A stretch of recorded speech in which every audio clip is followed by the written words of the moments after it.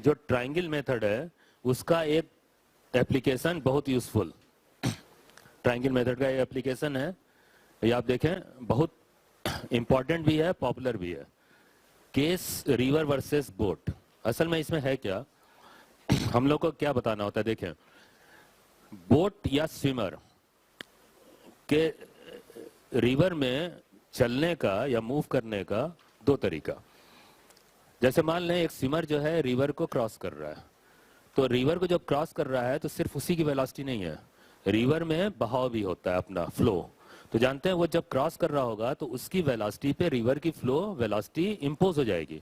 नहीं लगता है कि जैसे मान लें रुका हुआ पानी हो, जैसे पूल है, स्विमिंग पूल है ना, या पॉन्ड है या पूल है, तो उसमें अगर कोई बॉडी जो है मूव करे तो चूंकि उसमें फ्लो तो होता नहीं है पूल में, तो उसमें फ्लो ना होने से वो जिधर जाएगा उधर चला जाएगा, है ना। क्रॉस कर रहा है आराम से क्रॉस कर लेगा।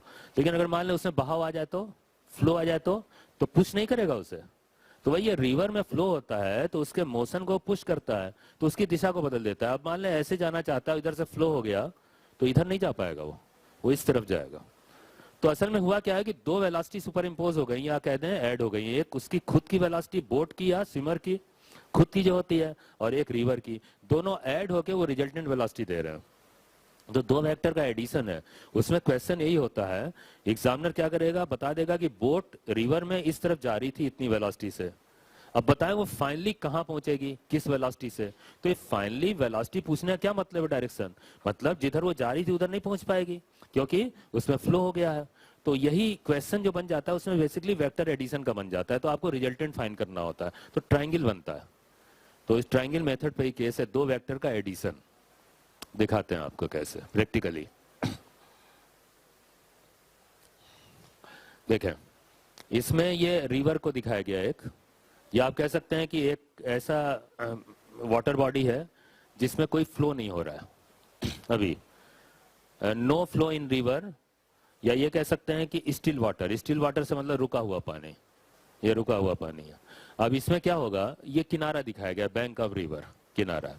एक बोट है वो ए से पी पॉइंट की तरफ चलती है, मतलब जाना चाहती है, ओके। तो अगर मान लें उसकी डायरेक्शन पी की तरफ है तो चलेगी, तो सीधी चली जाएगी, क्यों नहीं कोई हिंड्रेंस होगा उसे, क्योंकि कोई फ्लो नहीं है। तो इसलिए इसमें ओरिजिनल डायरेक्शन उसकी मिलती है। तो ये जो वेलोसिटी आप देख रहे हो वी वेक्टर जो है, ये असल में बोट की खुद की वेलोसिटी, इसे बोलते हैं still water velocity of boat. क्यों स्टिल वाटर लगा इसमें लगाया गया क्यों, ये बताने के लिए कि रुके हुए पानी में इसकी ओरिजिनल वेलोसिटी है। या ये भी कह सकते हैं कि बोट की खुद की वेलोसिटी, ये भी बोलते हैं, खुद की वेलोसिटी v है, या स्टिल वाटर वेलोसिटी बोलते हैं, ओके ठीक। तो एक बात तो ये जाननी है। दूसरी बात, अगर मान लें रिवर में फ्लो हो, अब इसमें हल्का सा आपको दिख रहा होगा ऐसे फ्लो ये चल रहा है, तो रिवर में अगर फ्लो हो रहा है तो अब बोट की डायरेक्शन बदलेगी मोशन की। खैर इससे पहले कि हम इसमें कुछ मैथमेटिक्स करें, हमें दो डायरेक्शन सीख लेना चाहिए। अभी अभी हम लोगों ने ज्योग्राफिकल फॉर्म देखा, तो वेक्टर की डायरेक्शन बताने का एक तरीका था, लेकिन इसमें थोड़ा सा तरीका बदलता है डायरेक्शन बताने का। उसमें दो डायरेक्शन पे बात होती है, एक ये है, आप देखो river flow down stream direction और एक अप स्ट्रीम डायरेक्शन।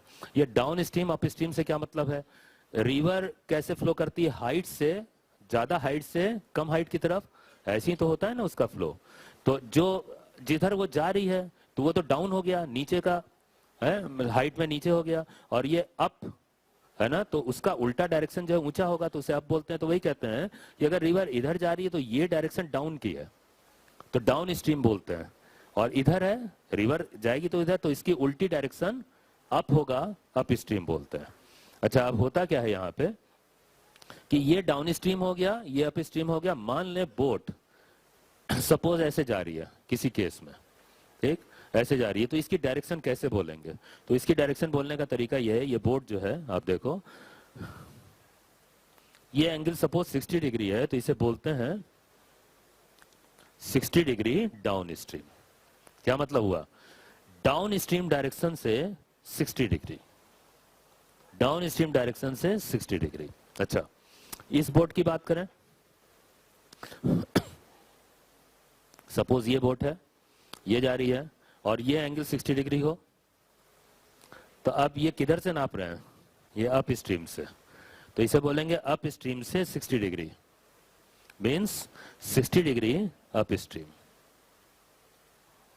अब एग्जामिनर जो क्वेश्चन देगा उसमें डायरेक्शन ऐसे ही बोलेगा, तो डाउन स्ट्रीम से बोल रहा है या अप स्ट्रीम से। एक चीज और बताएं हम आपको, ये एंगल कितना होगा बताओ, 120 होगा। आप इसको ऐसे ही बोल सकते हो 120 degree down stream, down stream से 120 डिग्री, इसको आप ऐसे ही बोल सकते हो।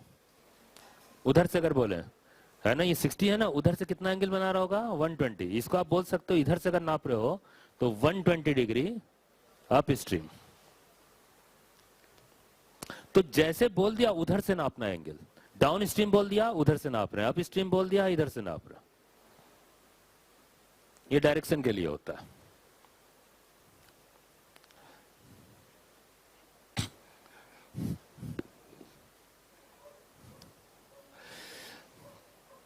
ये रिवर में फ्लो हो रहा है, ठीक। अब देखें होगा क्या, ये बोट जो है इसकी डायरेक्शन इनिशियली किधर है, पी की तरफ सपोज, ठीक।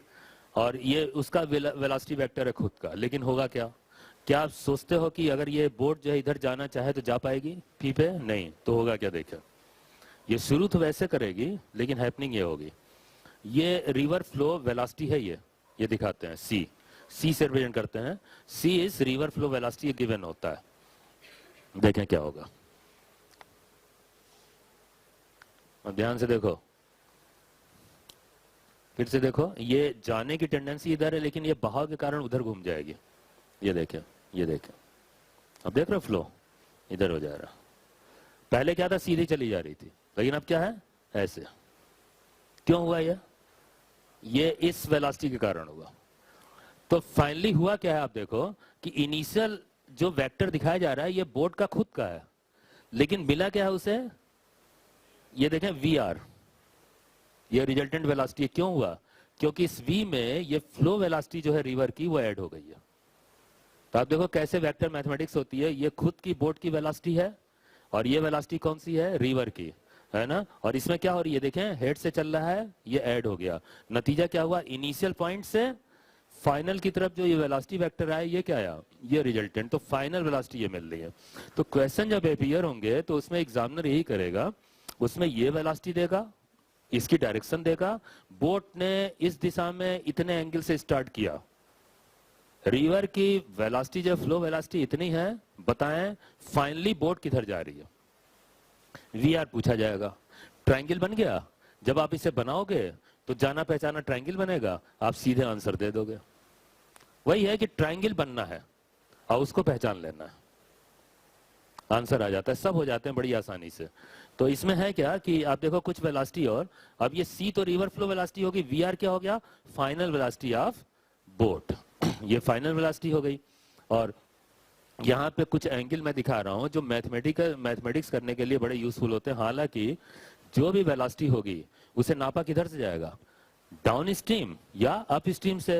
लेकिन जब मैथमेटिक्स हम करते हैं तो हमारे लिए सहूलियत भरा जो एंगल होता है वो इधर से नहीं, इधर वाला, इस वर्टिकल से ये एंगल।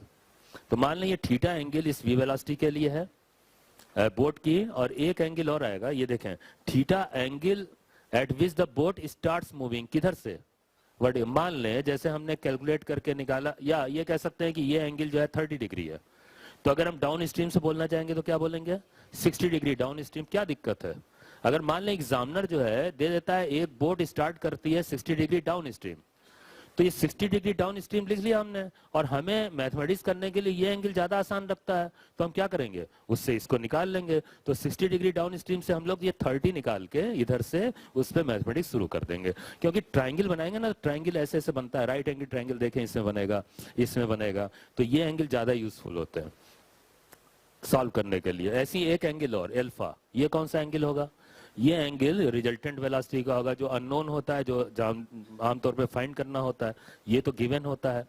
अब ये एंगल जो है एल्फा क्या लिखेंगे, alpha angle eight which the boat is finally moving. तो शुरुआत किया बोट ने किस पे, वी वेलोसिटी से थीटा एंगल पे, और फाइनली गई किस पे, वी आर वेलोसिटी से एल्फा एंगल पे। ये और ये नोन होते हैं और ये अननोन, वी आर और एल्फा, ये जो रेड से बना हुआ है ना, ये अननोन होता है, इसी को फाइंड करना होता है। ठीक है, ट्राइंगल अपीयर होगा, हो जाएगा, दिखाते हैं हम आपको कैसे।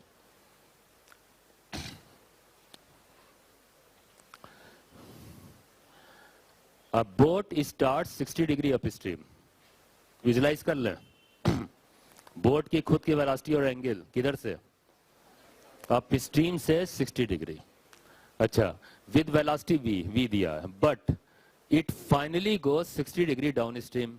ये कौन सी वेलोसिटी दे दिया, फाइनली मतलब वी दे दिया इसने। वी कह रहे हैं कि वो शुरू तो 60 डिग्री अप स्ट्रीम से किया, लेकिन बहाव के कारण जा किधर रहा है, 60 डिग्री डाउन स्ट्रीम, मतलब इधर से 60 डिग्री। तो ये वेलोसिटी बोट की खुद की, लेकिन ये वेलोसिटी कौन सी, फाइनल वी। तो दो के विषय में जानकारी दिया है, ट्राइंगल के दो साइड्स दे दिए उसने, तो पूछेगा, एक तो पूछना होगा ना, तो क्या पूछेगा, सी रिवर फ्लो वेलोसिटी, तो वही पूछा होगा। देखें, तो कह रहे हैं कि अ boat start 60 degree up stream with velocity v, but it finally goes 60 degree down stream with same speed v। Find river flow velocity. तो अगर आप ट्राइंगल बना लो इस केस पे तो तुरंत आंसर आ जाएगा। तो देखें, ट्राइंगल बनाते हैं, मुश्किल नहीं है। ये बैंक दिखा दिया गया रिवर का, वो डाउन स्ट्रीम डायरेक्शन, ये अप स्ट्रीम। पहला केस 60 डिग्री अप स्ट्रीम इधर से, है ना, कौन सी वेलोसिटी, ये v। ये किसकी है, बोट की खुद की। ओके, फिर क्या गए 60 डिग्री डाउन स्ट्रीम फाइनल, ये देखें। अब डाउन स्ट्रीम इधर से 60 डिग्री डाउन स्ट्रीम। अब ये जो वेलोसिटी वेक्टर दिखाएंगे वी होगा, और वी जो है वो भी v है वैल्यू में, ये बना दिया। ठीक है, c कैसे होगा, इन दोनों को जोड़ें, ये c होगा। इसी को बताना है, कौन सा ट्राइंगल है, इक्विलैटरल ट्राइंगल। कैसे पता चला, देखें, ये 60, ये 60, तो ये 60 होगा, होगा ना 60, क्योंकि तीनों समेसन 180 होता है। और अगर ये 60 है और ये दोनों साइड्स बराबर हैं, तो ये भी 60 60 होना है, क्योंकि रिमेनिंग क्या बचा, 120, 60 हो गया 120, आधा आधा करो, तो ये 60 और ये 60। अदरवाइज ऐसे भी देख सकते हैं, ये और ये एंगल अल्टरनेट एंगल्स। आप देखो, अगर ऐसे देखो तो ये और ये एंगल इक्वल होंगे, क्योंकि ये पैरेलल है। तो अगर ये 60 है तो ये भी 60 होगा, और ये 60 है तो ये 60 होगा। तो इक्विलैटरल ट्रायंगल हो गया, तो तीसरी साइड भी क्या हो जाएगी, v। तो रिवर फ्लो वेलोसिटी v होगी।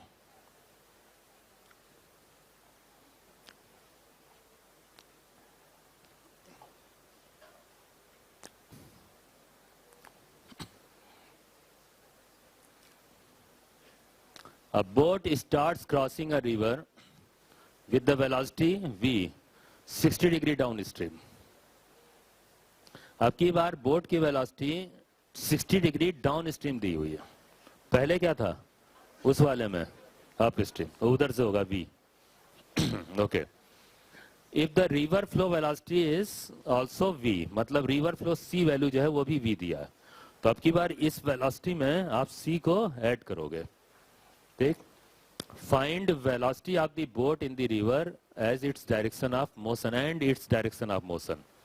मतलब वेलोसिटी बोट की खुद की दे दी, फिर उसमें रिवर फ्लो वेलोसिटी जो है शामिल हो गई। अब कह रहे हैं रिजल्टेंट वेलोसिटी बता दो, उसकी डायरेक्शन बता दो, वी आर।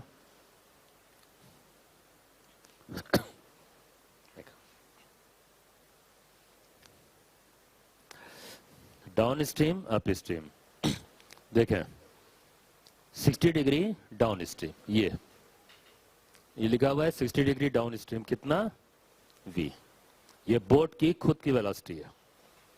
फिर इसमें ऐड करें रिवर फ्लो वेलोसिटी, यहां से ये देखो, इस c जो रिवर फ्लो वेलोसिटी थी उसकी वैल्यू क्या दिया है, v, ये जोड़ दिया।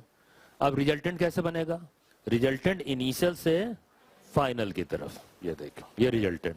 अब इसकी वैल्यू आपको फाइंड करनी है। थोड़ी ज्योमेट्री ध्यान दो, तो ये बेसिकली ट्रायंगल कौन सा बना, आइसोस्केलस, है ना। तो अगर ये एंगल हमें बेस एंगल या ये एंगल पता चल जाए तो ये तो हम बता ही देंगे। तो ऐसे शुरू करते हैं, देखें थोड़ी ज्योमेट्री ऐसे बढ़ाते हैं। अगर ये इसे बढ़ाएं तो आप देखो ये एंगल अल्टरनेट एंगल्स या एकांतर कोण आप देखो ये भी 60 होगा। ओके, ये 60 पता चलते ही एंगल हमें पता चल गया। क्यों? देखें, ये बाहर का एंगल है, एक्सटीरियर एंगल है। अगर ये बेस एंगल्स हो इस ट्रायंगल के तो एक्सटीरियर है। आप जानते हो एक्सटीरियर एंगल जो होता है वो बेस एंगल के समेशन के बराबर होता है। और ये भी आप जानते हैं ये कौन सा ट्रायंगल, आइसोस्केलस, तो ये दोनों एंगल बराबर होंगे। तो ये 60 जो है दोनों से मिलके बना होगा, तो 30 और 30 होना चाहिए। या फिर आप ऐसे कर सकते हो कि अगर ये 60 है तो ये कितना होगा, 120, और 120 होगा तो ट्रायंगल में 120 हटा दो तो बाकी कितना बचा, 60। तो 60 के दो हिस्से हो जाएंगे, कितना, 30 30। ये 30 होने से, ये 60 होने से ये एंगल कितना होगा, 30। तो एक तो इस बोट के रिजल्टेंट वेलोसिटी की डायरेक्शन पता चल गई। क्या आंसर दोगे? डायरेक्शन में 30 डिग्री डाउन स्ट्रीम। और वैल्यू, वैल्यू बताओ। अब बेस एंगल से निकाल लो वैल्यू, तो क्या होगा ये, V R is equal to twice V cos 30। Isosceles triangle का फॉर्मूला cos 30 होता है √3/2। तो 2 2 कैंसिल होगा, तो ये देखो v √3। तो आंसर क्या होगा फाइनली? आंसर होगा √3v 30 डिग्री डाउन स्ट्रीम।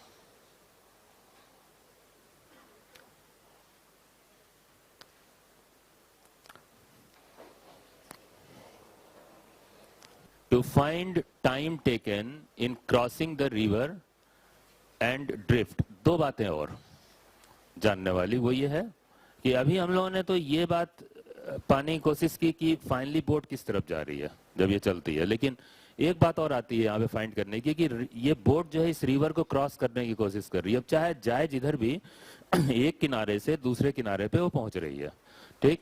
तो बात ये उठती है कि ये जब यहाँ से बोट दूसरे किनारे पहुंची तो उस समय ये पता लगाना कि समय कितना लगा उसे, कि कितने टाइम में रिवर को क्रॉस कर जाएगी। एक तो ये फाइंड करना, और एक ड्रिफ्ट फाइंड करना। ड्रिफ्ट जानते हैं क्या होता है? ड्रिफ्ट बेसिकली होता है बहाव का प्रभाव, कि कैसे, ड्रिफ्ट का मतलब है डिस्प्लेसमेंट ही बोलते हैं ड्रिफ्ट को, लेकिन एक ऐसा डिस्प्लेसमेंट जो पुश करके क्रिएट किया गया हो, है ना, ड्रिफ्ट करने में। तो कैसे होगा, आप देखो कि जब बोट यहाँ से चलती है तो ये फ्लो करके यहाँ पहुंच गई, तो ये जो झुकाव इसका होता है इस फ्लो के कारण होता है ना। तो ड्रिफ्ट ये नापते हैं, ये वाला डिस्प्लेसमेंट देखें। बोट ने यहां से शुरू किया, एक क्रॉस डिस्टेंस बी है, देखा जाए तो इसके बिल्कुल जस्ट अपोजिट बी है, मतलब पॉइंट, ठीक। तो ये बी से पी तक जो डिस्प्लेसमेंट हुआ इसका, उसी को बोलते हैं ड्रिफ्ट। ये इसमें दो वेलोसिटी का प्रभाव होता है, एक तो खुद का इसका रिवर का बहाव, और दूसरा ये चूंकि झुक के चल रही है तो थोड़ा सा उधर तो जाना ही जाना है। अगर मान ले फ्लो ना होता तो बोट यहां पहुंचती, इतना ड्रिफ्ट तो हो ही चुका था, लेकिन उसके अलावा फ्लो के कारण इतना ड्रिफ्ट और हुआ, है ना। दोनों जोड़ दें, ये टोटल ड्रिफ्ट होता है। तो ये दो बातें और फाइंड करना, एक तो टाइम ऑफ क्रॉसिंग और दूसरा ड्रिफ्ट, ठीक है। देखते हैं कैसे फाइंड करें। मैं यहाँ पे केस ऐसे दिखा रहा हूं कि बोट जो है यहां से फ्लो करके वहां जाएगी, लेकिन साथ साथ इसके दो कंपोनेंट्स भी मैं दिखा रहा हूं आपको मूव करते हुए, समझिएगा जरा, देखें।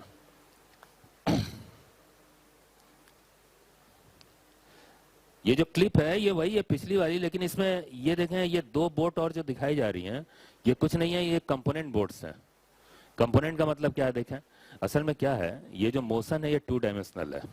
2 डायमेंशनल क्यों? बोट जब चल रही है तो ये तिरछी ऐसे जा रही है ना यहाँ पे, तो साथ ही साथ वो 2 दिशाओं में चल रही है। एक तो उसने इस मोशन के दौरान, आप देखो इस मोशन के दौरान ये वाली डिस्टेंस ट्रेवल की, रिवर को क्रॉस किया, और साथ साथ तिरछा जाने के कारण आप देखो ये ड्रिफ्ट भी क्रिएट किया उसने। तो ऐसे भी गई है और ऐसे भी गई है, तभी तो 2 डायमेंशनल मोशन है। ओके, तो अगर हम देखें तो 2 डायमेंशन में जो दो अलग अलग दिशाएं हैं, एक हॉरिजॉन्टल और एक वर्टिकल, तो इसके 2 कंपोनेंट अगर मैं दिखाऊं तो कंपोनेंट्स यहाँ मतलब है कि बोट का एक कंपोनेंट जो रिवर को क्रॉस कर रहा है सिर्फ, है ना, और एक वो कंपोनेंट जो ड्रिफ्ट को ट्रेवल कर रहा है। ये दोनों कंपोनेंट बहुत यूजफुल होने वाले हैं ये 2 बातें फाइंड करने के लिए, क्या, टाइम और ड्रिफ्ट। अब आप ये बताओ हमें जरा सा देख के कि ये 2 कंपोनेंट में डिफरेंस तो मैं बता देता हूं।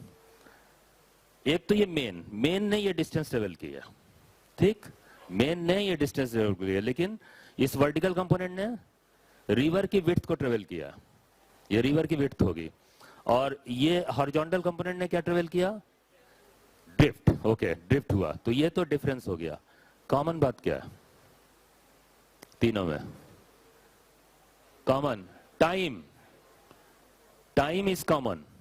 समय एक जैसा, इसको जितना समय लग रहा है इस मेन को क्रॉस करने में, उतना ही समय में ये कंपोनेंट जो है इस रिवर विड्थ को क्रॉस कर रहा है, वर्टिकल कंपोनेंट, और हॉरिजॉन्टल कंपोनेंट जो है ड्रिफ्ट को कवर कर रहा है। टाइम तीनों में कॉमन है।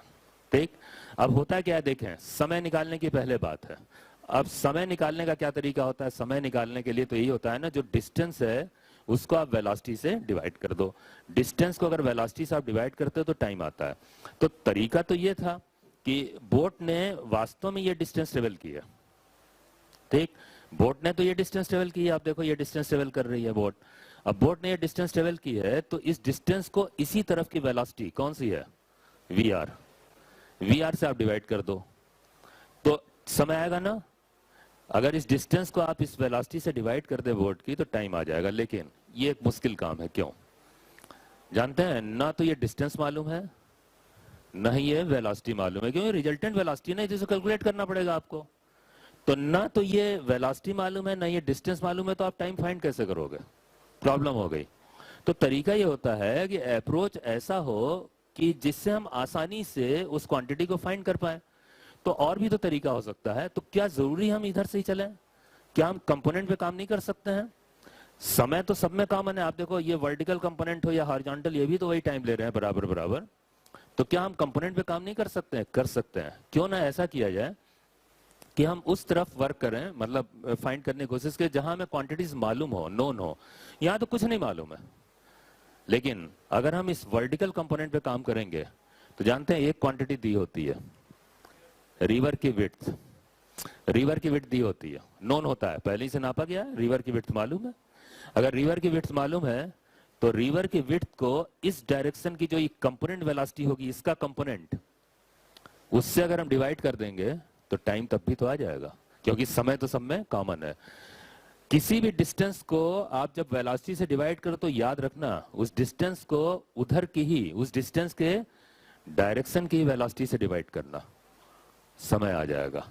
तो अगर मान ले जैसे हम इसको लेते तो इस वेलोसिटी से डिवाइड करते जो हम नहीं चाहते हैं, ये डिस्टेंस लेंगे तो इधर की वेलोसिटी से डिवाइड कर देंगे। अभी हम कंपोनेंट निकाल लेंगे, कोई प्रॉब्लम नहीं है कंपोनेंट वेलोसिटी निकालना।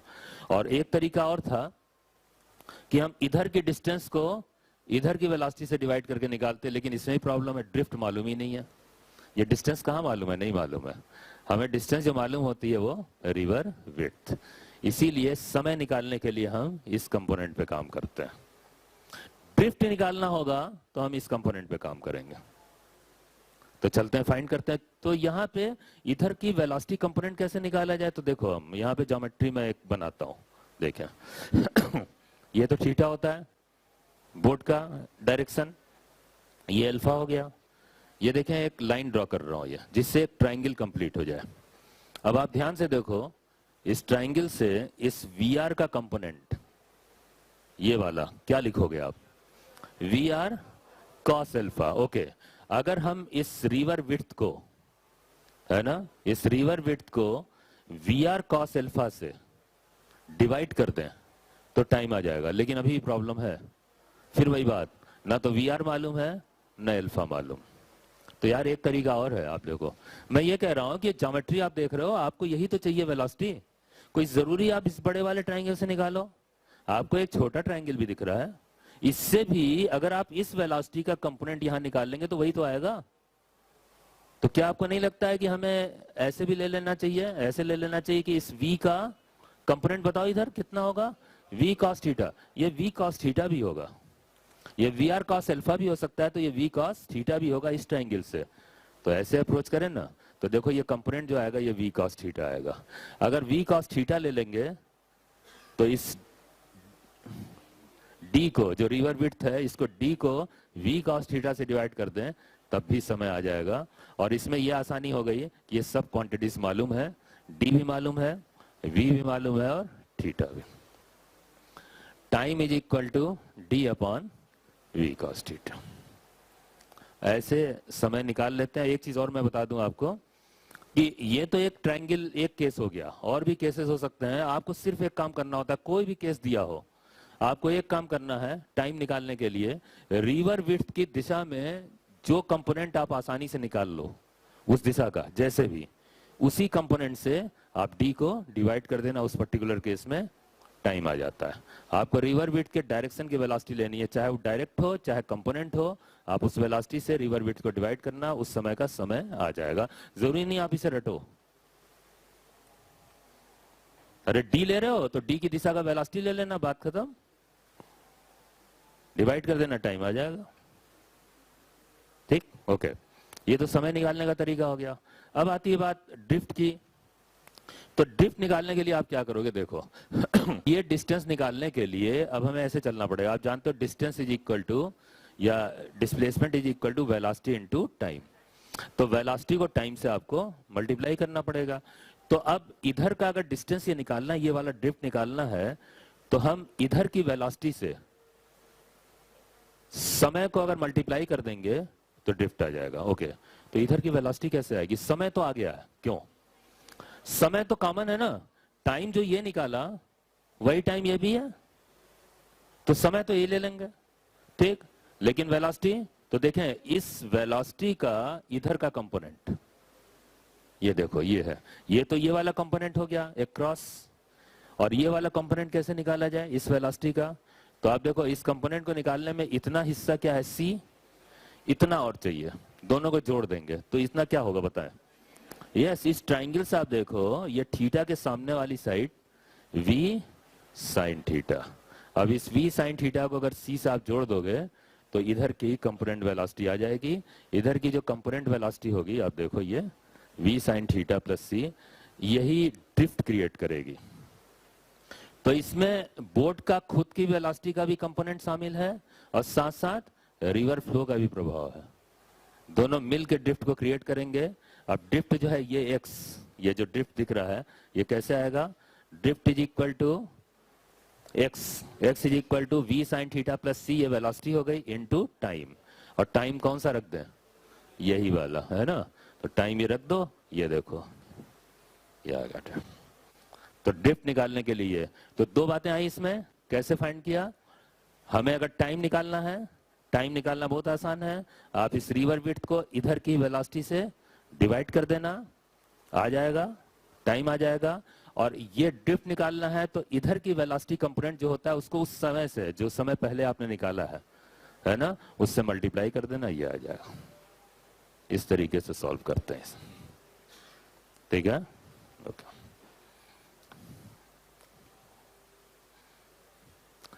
Cases of right angle triangles, आप जानते हो ट्रायंगल पे केसेस चल रहे हैं, है ना, और राइट एंगल ट्रायंगल बड़ा पॉपुलर होता है। वैसे हम लोगों ने कौन सा नहीं, ये एक आइसोस्केलस और इक्विलेटरल दोनों कर लिया था, है ना, पहले दोनों ट्रायंगल पे काम कर लिया यहाँ पे। अब देखना है कि रिवर बोट वाले केस में जो ट्रायंगल बनता है, क्या राइट एंगल ट्रायंगल्स भी हो सकते हैं? होते हैं, और बहुत पॉपुलर क्वेश्चंस हैं उसके राइट एंगल ट्रायंगल के, वो मैं दिखाता हूँ कि राइट एंगल ट्रायंगल यहाँ से कैसे क्रिएट होता है। देखें पहला केस है, इसमें कैसे क्रिएट होगा? Boat is crossing the river in minimum time. दो केसेस होते हैं, रिवर को क्रॉस कर रही थी बोट। एक केस होता है जिसमें यह कहा जाता है कि वो बताओ कंडीशन कैसे बोट चले रिवर को क्रॉस करने में, कि रिवर को क्रॉस करने में उसे समय कम से कम लगे। एक तो ये केस होता है, और दूसरा केस होता है कि वो शॉर्टेस्ट पाथ कैसे क्रिएट करे।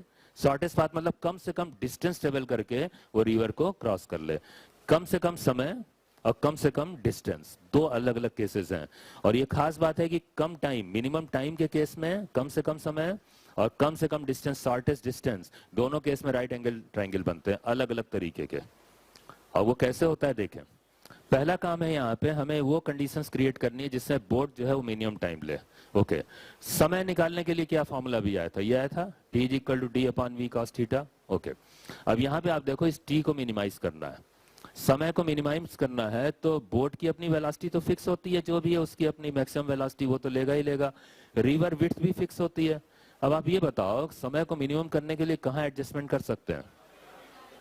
कॉस थीटा पे, अरे डायरेक्शन तो बदल सकते हैं ना, ये थीटा किसकी डायरेक्शन है? बोट की। बोट जिस डायरेक्शन में शुरू करता है वो थीटा में रिकॉर्ड हो जाता है, ठीक। तो यहाँ एडजस्टमेंट करके हम कर सकते हैं ना ऐसा टी मिनिमम। तो टी मिनिमम के लिए हम कॉस थीटा को क्या करें? मैक्सिमम। ओके, और ये मैक्सिमम करने के लिए कॉस मैक्सिमम वैल्यू कितनी होती है? 1। कॉस की मैक्सिमम वैल्यू 1 होती है, तो थीटा क्या होना चाहिए?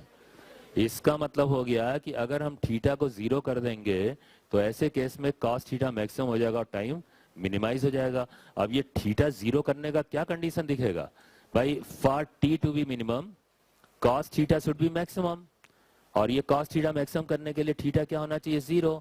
थीटा एंगल किसका होता है? याद करें, यस, बोट का वर्टिकल से ऐसे एंगल होता था।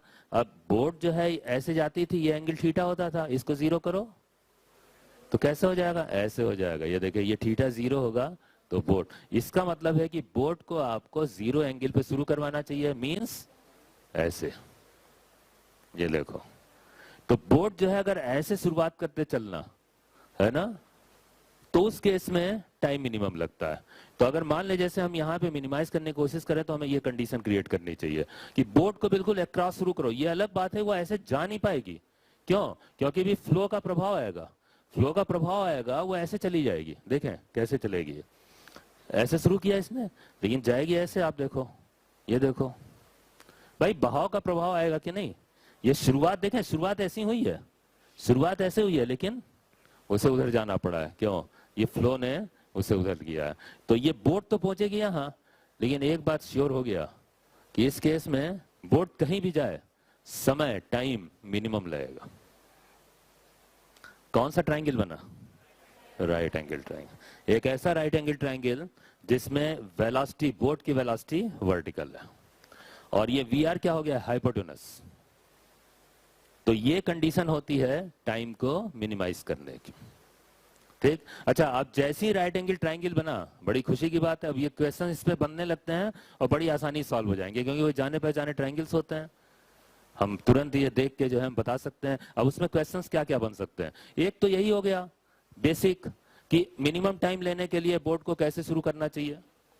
बोट को ऐसे, जो वो होता है ना, रेस होती है जैसे स्विमर्स की, स्विमिंग की चैंपियनशिप होती है, तो मान ले किसी रिवर विड्थ को जो है क्रॉस करना है सबको, तो उसमें ये स्विमर जो है एश्योर करके चलते हैं पहले ही कि हमें जो है शुरुआत जो करनी है ना बिल्कुल वर्टिकल, मतलब परपेंडिकुलर ऐसे सबको, नहीं तो जिसने भी तिरछा किया उसका समय ज्यादा लग जाएगा। तो शुरुआत सब ऐसे ही करते हैं, जाए कहीं वो अलग बात है, शुरुआत सब ऐसे ही करते हैं। तो एक तो ये कंडीशन हो गया, ये मालूम हो गया आपको। दूसरा क्या क्वेश्चन पूछ सकता है एग्जामिनर? बिल्कुल बेसिक बात है, वो जरूर ये पूछ सकता है कि शुरुआत तो मिनिमम टाइम के लिए ऐसे की, लेकिन गए किधर?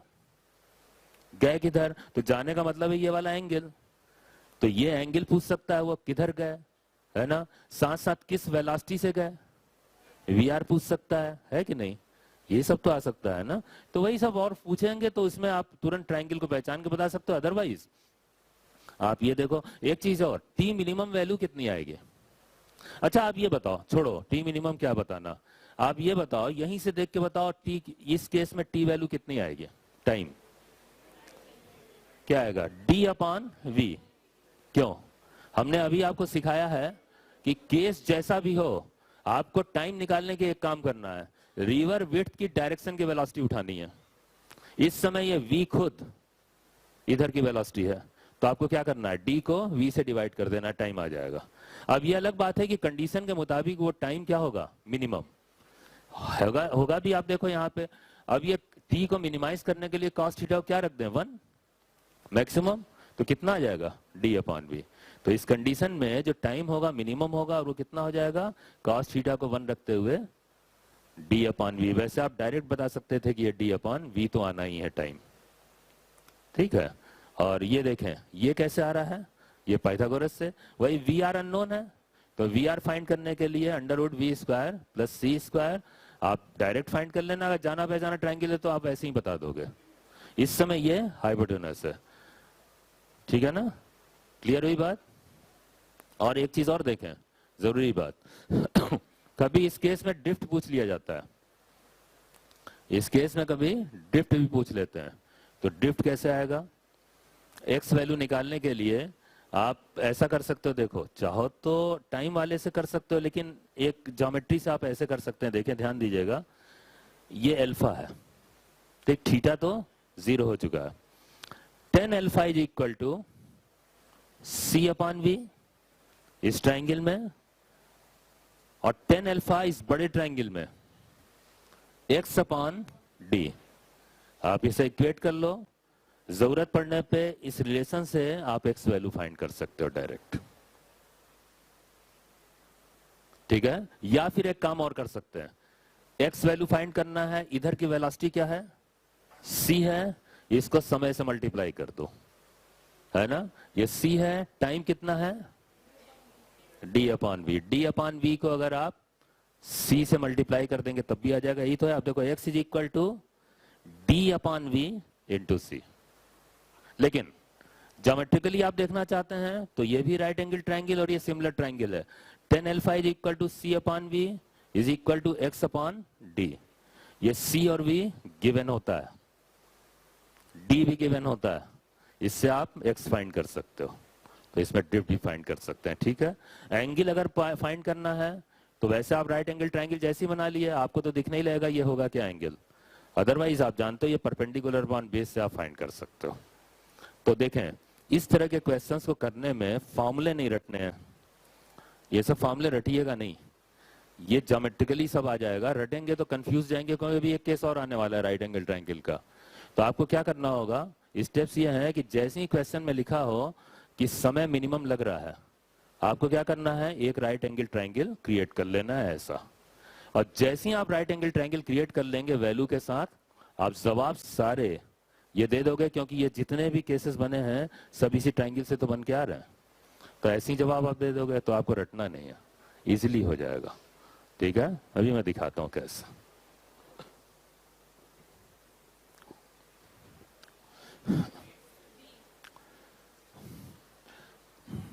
A boat starts crossing a river with a velocity of 8 km per hour. If the resulting velocity of boat is 10 km per hour, the velocity of river water is. Simple सी बात है, जब इसने लिखा है कि a boat starts crossing the river with velocity 8 km per hour, boat अगर सीधे रिवर को क्रॉस करना चाहती है तो उसकी टेंडेंसी किधर होगी, ऐसी ही तो जाने की, क्रॉस करना है उसका मकसद। तो इसमें ऐसा नहीं लिखा है कि समय मिनिमम करना है, सब जिक्र नहीं किया, लेकिन स्पष्ट हो रहा है, यहाँ से क्लियर हो रहा है कि वो 8 किलोमीटर पर आवर की स्पीड से वो क्रॉस करना शुरू करती है, लेकिन चली जाती है इधर, तो ये स्पीड तो बढ़ी जानी है ना, कितना हो जाना है, 10 हो जाना है, क्योंकि हाइपोटेनस हो जाएगा। तो 8 से स्टार्ट किया और गई किससे, 10 से। तो आप फिगर बना लो यहाँ पे, तो ट्राइंगल आपको क्लियर होने लगा, है ना। ट्राइंगल कैसे होगा, आप देखो स्टार्ट ऐसे हुआ है, 8 से स्टार्ट किया, है ना, और गया किधर, वी आर कितने से, 10 से। तो ये सी वैल्यू पूछ रहा है, राइट एंगल ट्राइंगल बन गया, तो क्या आ जाना है ये, ओके, तो 6 आ जाना है, ये 3, 4, 5 का combination,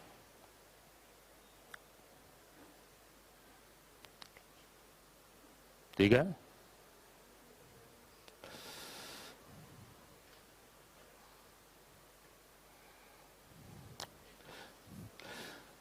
A river is flowing from east to west at a speed of 5 meter per minute. East से वेस्ट कैसे हो गया रिवर, ईस्ट से वेस्ट इधर ऐसे फ्लो हो रहा है, 5, okay. A man on south bank, अब देखें ये ईस्ट है, ये वेस्ट है, ये नॉर्थ हुआ, ये साउथ, साउथ बैंक पे है, ये रिवर है, ये साउथ बैंक पे है। साउथ बैंक से वो capable of swimming 10 metre per minute in still water, वो क्रॉस करना शुरू करता होगा, क्या, कैसे, इस स्पीड से। तो ये कौन सी स्पीड है, ये उसकी खुद की स्पीड, मतलब v, ओके। आगे क्या कह रहे हैं कि wants to swim across the river in shortest time, clear है, शॉर्टेस्ट टाइम बोल दिया। शॉर्टेस्ट टाइम का मतलब है कि राइट एंगल ट्राइंगल बन जाना है, उसे ऐसे शुरू करना है सीधा, तो जो मैन है वो ऐसे शुरू करेगा और चला उधर जाएगा, ठीक। तो आप राइट एंगल ट्राइंगल तुरंत बनाओ, तो उसमें वही कह रहे हैं कि वो उसकी ही शुड स्विम, उसकी इस वो डायरेक्शन जो है वो क्या होनी चाहिए, बस इतना पूछ रहे हैं। तो ये तो बहुत आसान हो गया यार, इसमें तो कुछ करना ही नहीं है, तो क्लियर हो गया आंसर। जब वो शॉर्टेस्ट टाइम लिख दिया तो ये सब वैल्यू से क्या मतलब, उसे शुरू कैसे करना है? मिनिमम टाइम का मतलब है कि उसे एक क्रॉस शुरू करना है, और एक क्रॉस का मतलब आंसर क्या हो गया, ड्यू नॉर्थ। अच्छा ये बताओ ये सब डाटा क्यों दिया होगा फिर? ये उनके लिए जिनको ये कॉन्सेप्ट नहीं मालूम है टी मिनिमाइज करने का ऐसे, तो वो क्या करेंगे, कैलकुलेट करेंगे बैठ के। कोई जरूरत नहीं थी, ये कुछ भी वेलोसिटी होती। एक बात फिक्स है, अगर मिनिमम टाइम लेना है तो हमें एक क्रॉस ऐसे शुरू करना है परपेंडिकुलर, तो आंसर तो हर बार यही होता, कुछ भी स्पीड होती तो ये तो बहुत आसान हो गया।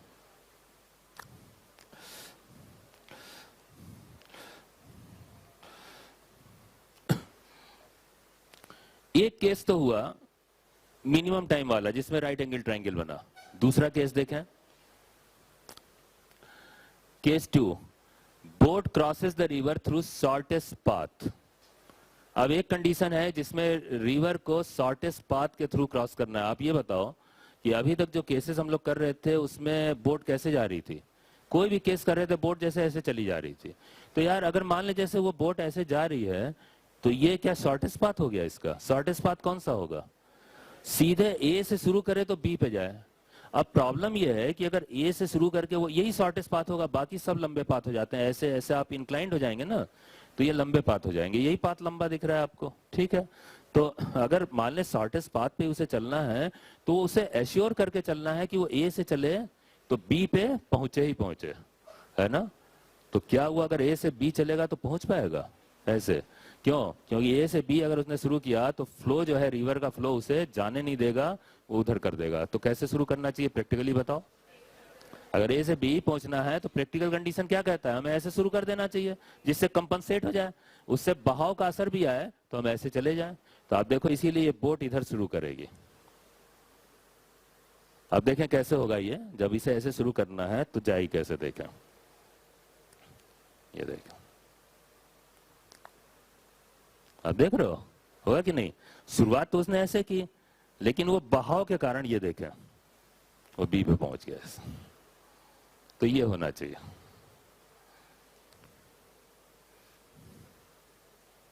है कि नहीं? अब इस कंडीशन में, इस केस में आप देखो जो वर्टिकल वेलोसिटी होगी वो कौन सी आएगी, वी आर। ये रिजल्टेंट वेलोसिटी इधर होगी, फिर राइट एंगल ट्रायंगल बन गया। तो आप देखो ये वी से ऐसे शुरू हुआ, इस बहाव ने इसे वर्टिकल कर दिया, ये कंडीशन हो गई।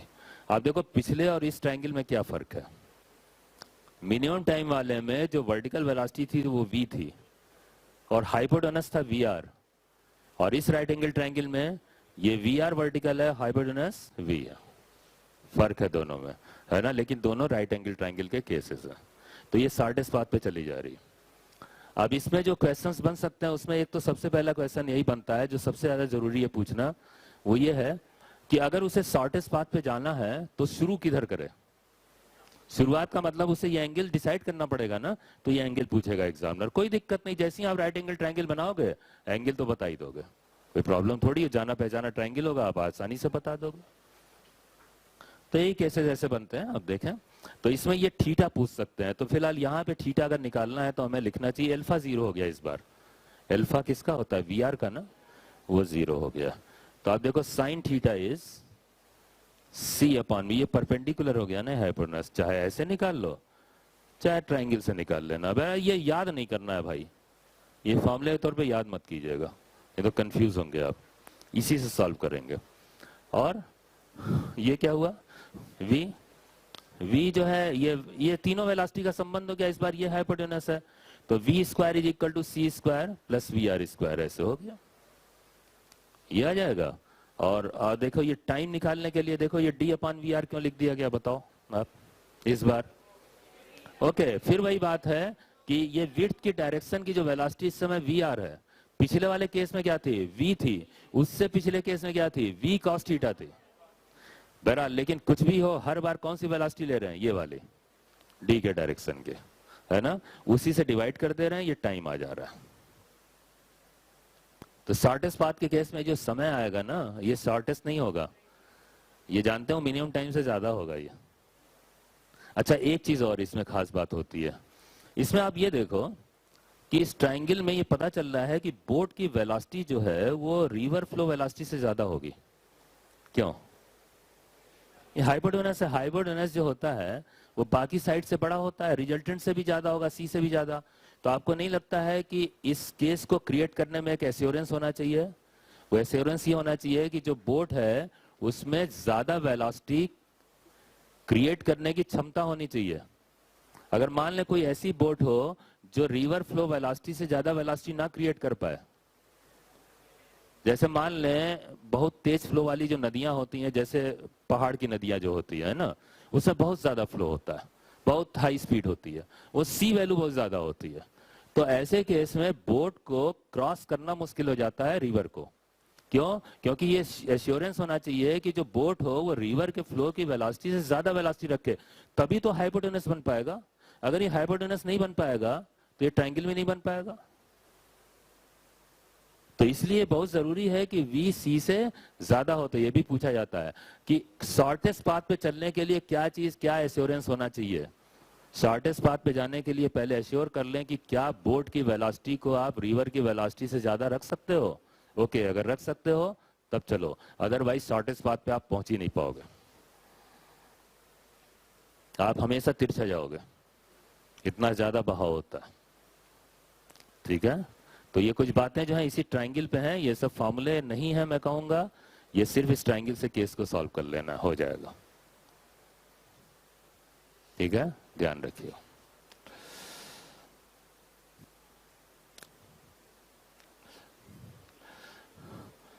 ये देखें कितनी बार ये आया क्वेश्चंस कंपटीशन में, बहुत अच्छा क्वेश्चन है ये।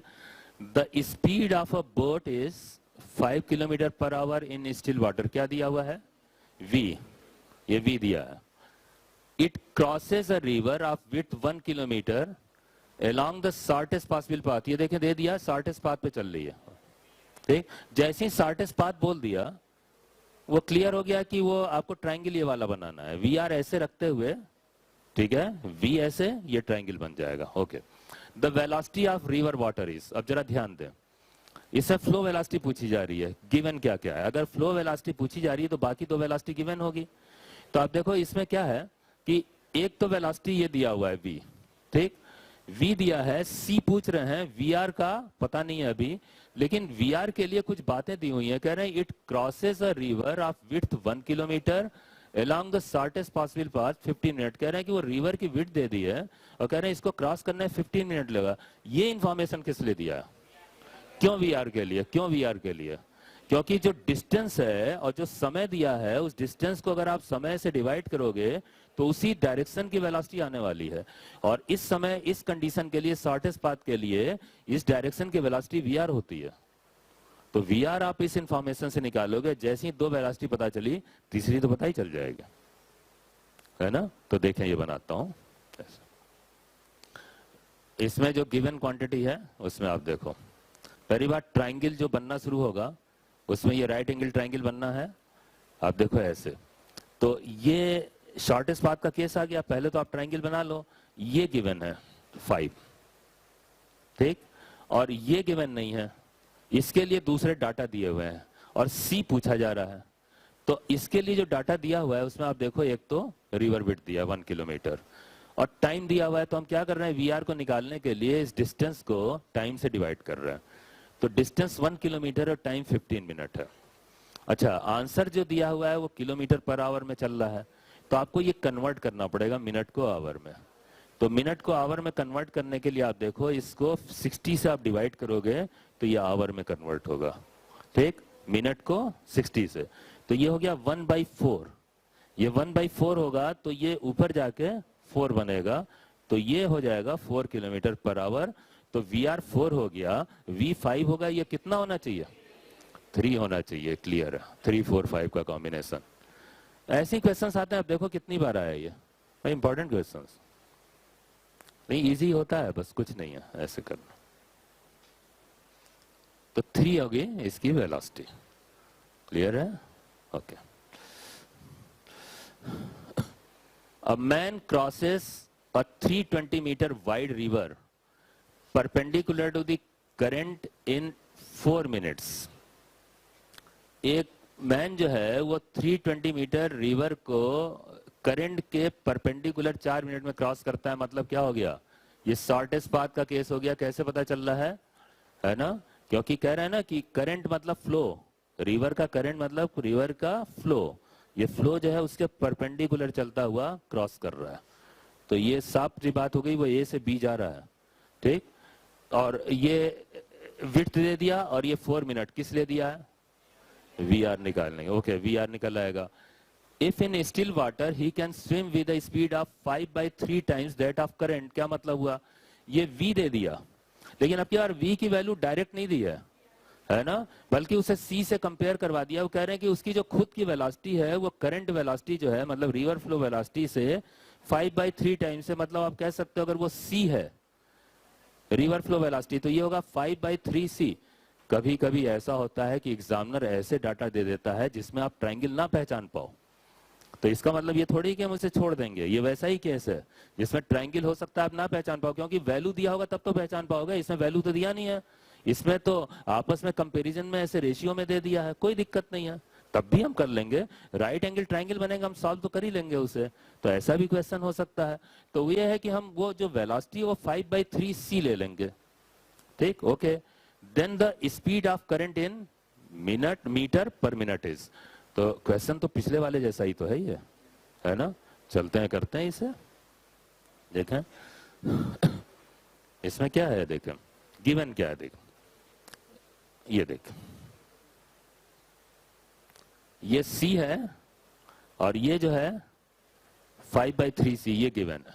कह रहे हैं कि ये जो खुद की उसकी वेलोसिटी है वो 5/3 टाइम्स है रिवर फ्लो वेलोसिटी का, ये गिवन है। और चूंकि कह दिया वो करंट के परपेंडिकुलर क्रॉस करना है उसे, तो शॉर्टेस्ट पाथ का केस हो गया, ठीक। और वी आर का इंतजाम कर दिया उन्होंने, वी आर के इंतजाम के लिए ये दे दिया है, विड्थ दे दिया है और समय दे दिया है, तो 4 मिनट का टाइम दे दिया है। तो इसको फाइंड कर लेते हैं, तो इसमें ये होगा, आप देखो 80 मीटर पर मिनट, ठीक है, ये आ गया, ठीक। और अब इसमें इसे सॉल्व करके निकालते हैं, तो आप देखो क्या होगा इसमें, okay, v is equal to √VR² plus C², कैसे, ये हाइपोटेनस है, इसको संबंधित कर लें, ट्रायंगल पहचान में आता हम सीधे बता देते हैं आंसर, नहीं तो पाइथागोरस तो लगा सकते हैं ना, आप ये लगा दो और सब्स्टिट्यूशन करना शुरू करो, ये स्क्वायर कर दिया, तो v² is equal to VR² plus C², okay, रख दिया वैल्यू v की, v इज 5/3 C², VR² then plus C², ठीक है, ये देख रहे हो ना आप, इतना आया, ओके, यहां तक आ चुका है। इसके बाद हमें यहाँ पे VR हमें मालूम हो गया था, हमने निकाल लिया कितना, 80, ओके, वो रख देते हैं 80², और ये क्या हुआ है, ये स्क्वायर कर दिया तो 25C²/9। अब ये C² इधर आके डिडक्ट होगा, तो ये हो जाएगा, ये C² डिडक्ट होगा तो ये हो जाएगा 16C²/9 इधर आके, और ये 80², अब क्या करें, अब अंडर रूट कर दो, अब अंडर रूट कर दो, ऐसी क्वांटिटी आ रही है जो अंडर रूट हो जाएगा उसका, तो ये 4/3 C इज 80, अब C आ गया यहां से 60 आ जाएगा,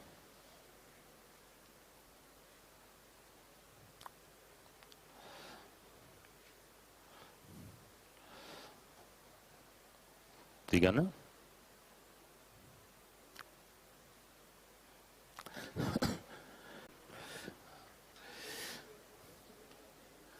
The case in which boat is moving parallel to the flow of river. देखें अब थोड़ा सा केस बदल रहा है, अभी तक जो केसेस हम लोग पढ़ रहे थे इसमें, उसमें एक कॉमन बात थी, वो ये थी कि हर बार बोट एक किनारे से दूसरे किनारे पे जा रही थी, मतलब उसे रिवर को क्रॉस करना था चाहे जैसे भी, ठीक। लेकिन अब केस ऐसा नहीं है क्रॉस करने वाला, अब देखें रिवर जो बोट चलेगी और रिवर में वो पैरेलल, किनारों के पैरेलल या इस फ्लो के पैरेलल, अब चाहे वो रिवर के फ्लो के डायरेक्शन में जाए चाहे उल्टा जाए, ये सिचुएशन है। अच्छा, होता क्या है कि जब भी बोट चलेगी रिवर में तो फ्लो वेलोसिटी का तो प्रभाव होगा ही।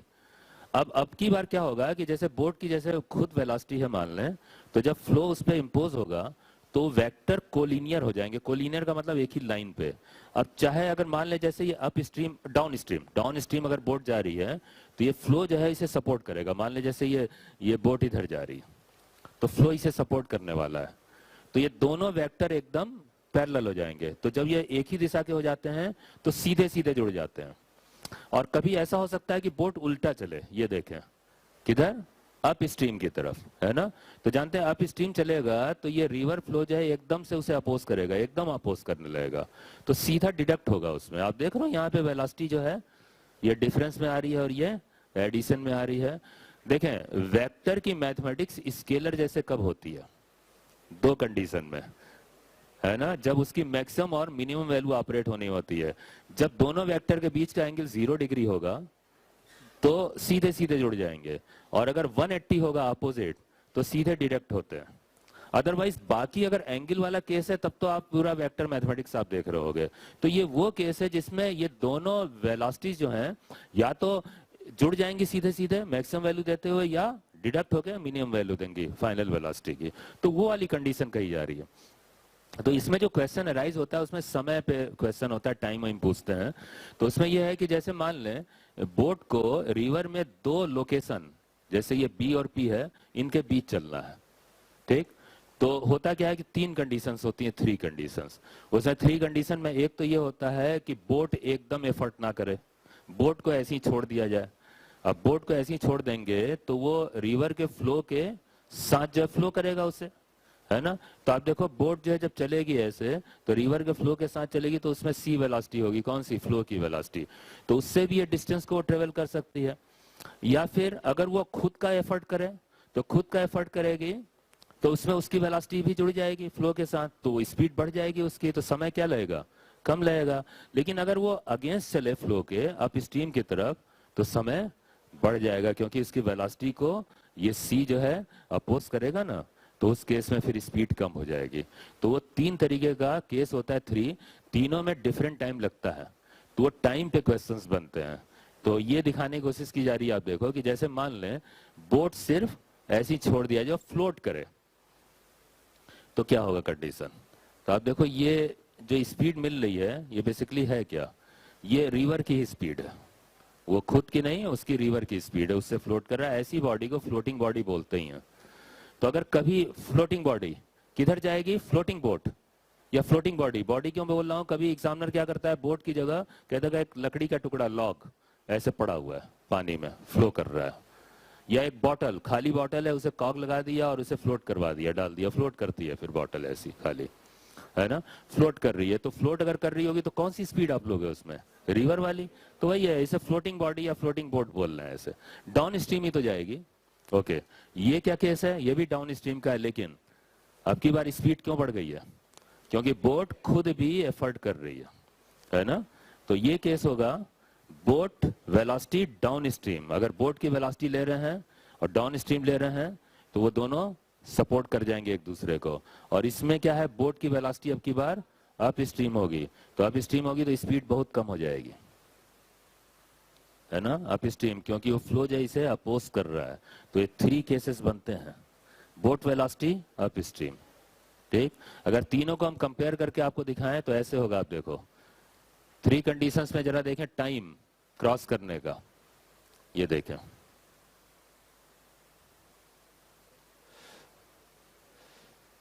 अब देख रहे हो ना, समय देखो, सबसे तेज ये होगा, ये तेजी से क्रॉस कर गया। नंबर 2 पे ये चल रहा है फ्लोट के साथ, ये सबसे धीमे, है ना, ऐसा। तो अलग अलग समय लग रहा है ना तीनों को। तो टाइम निकाल लेते हैं, टाइम निकालना कोई दिक्कत नहीं है, बट डिस्टेंस को वेलोसिटी से डिवाइड कर दें। तो आप देखो अगर मान लें ये डिस्टेंस x है तो इसमें समय क्या लगेगा? इसमें समय जो पहला है 3 टाइम डिफाइन कर रहे हैं, तो 1 time t is equal to x upon c, distance upon velocity. तो वेलोसिटी इस समय c हो गया। इस वाले केस में क्या लिखेंगे? x upon v plus c। Okay good, t dash is x upon v plus c, सबसे कम समय लगेगा ये। और ये क्या होगा? Okay, t double dash x upon v। ये समय पे कंपैरिजन हो जाता है, क्वेश्चंस आ जाते हैं ऐसा।